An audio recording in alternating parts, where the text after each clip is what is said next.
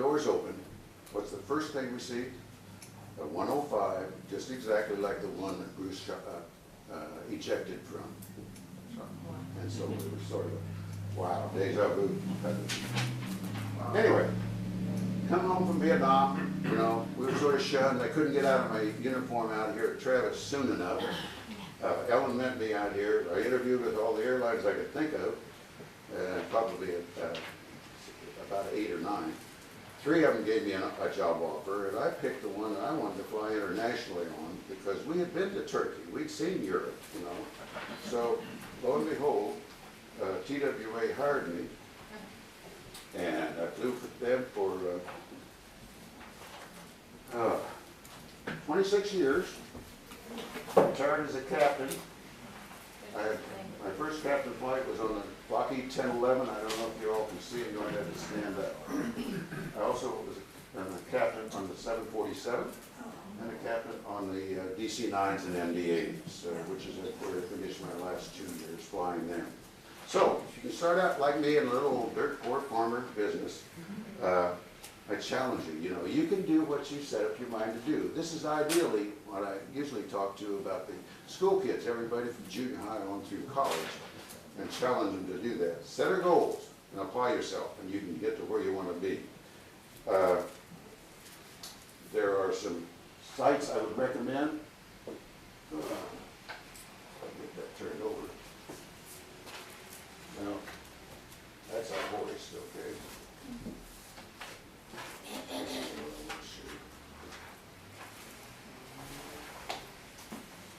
These 2 sites will tell you more about Pedro helicopters. And the first one,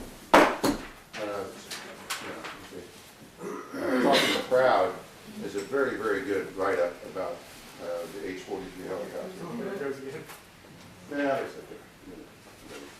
See if we can see something in the You can't really see it. That's the thing won't stay good. Hard to see back there. Yeah, it's hard to see. Talking, I'll leave it up here. It was talkingproud.us/military, and the date is 02/01/05 on it. And the other is rescue site, Pedro AF Air Force Rescue.org. So, I'll try and add that to the video.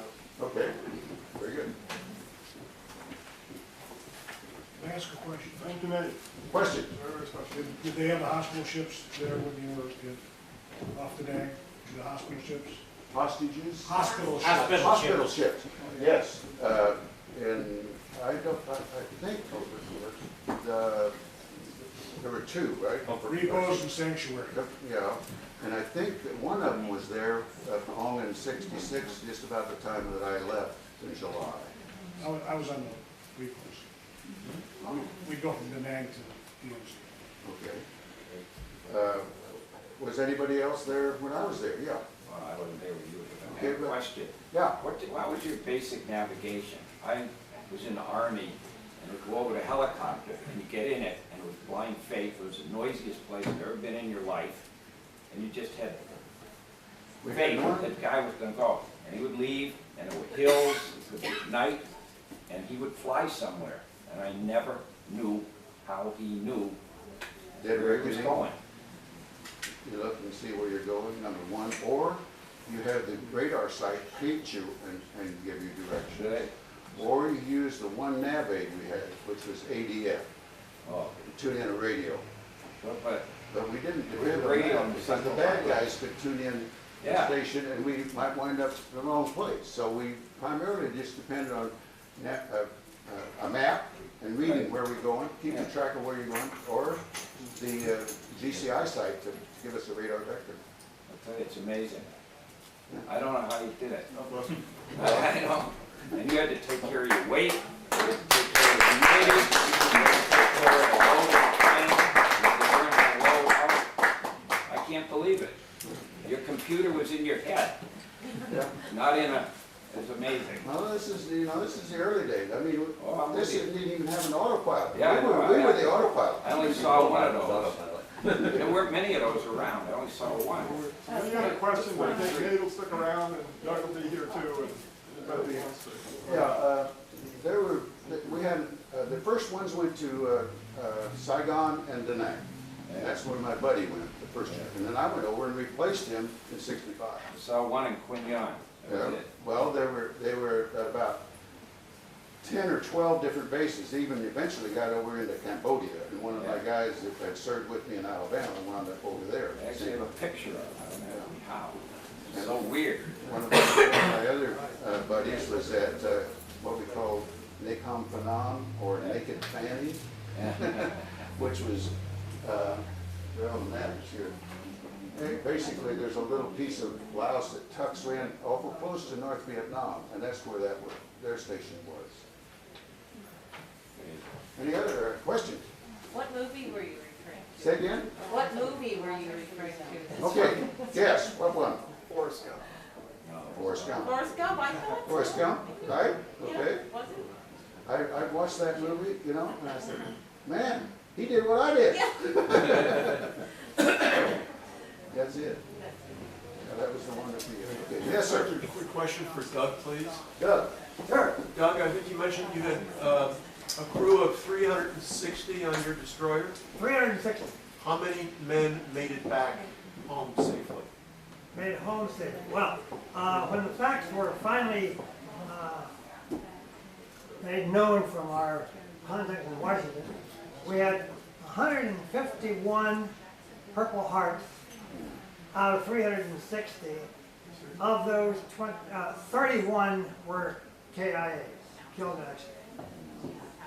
But when the ship was towed back, so many of the crew, including the wounded and all, were transferred off the ship. Only 100, approximately 100 of us came back with the ship, out of 360. But that doesn't mean the rest were lost. Some of them were transferred off because they were needed someplace else and wanted to go home, and some of them actually were sent home on leave. Thank you. I might add one thing. If anybody's interested in learning any more about USS Hadley, it's on the, we have a great website, USSHadley.com. Just that simple. It was a great website. It's, everything I've said more is on that website. Great, thank you. Thank you very much. Any question to Doug? Me, Doug? Yeah. Well, how did the radar work basically when you were using it? Was it sending out pings and Yeah. you were reading a screen? Yes. And did the screen have images on it, or did it have numbers, or you had to interpret it? Oh, yeah. We had two screens on our for a surface search or air search.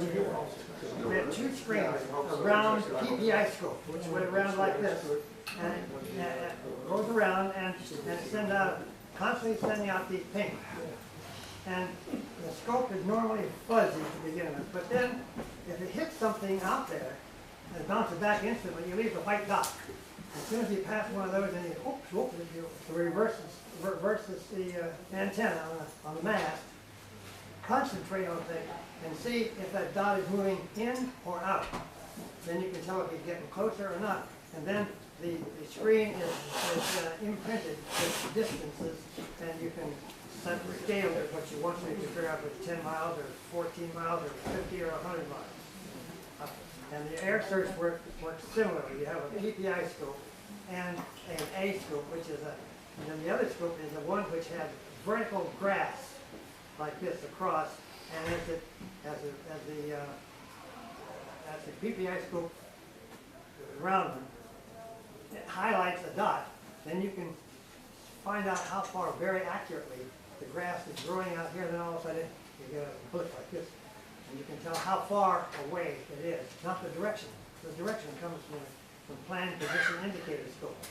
Then the radar operator reads off the range and distance, and the plotter over here on the table plots it out with a piece of paper and pencil. He's got a roll of paper across the big table.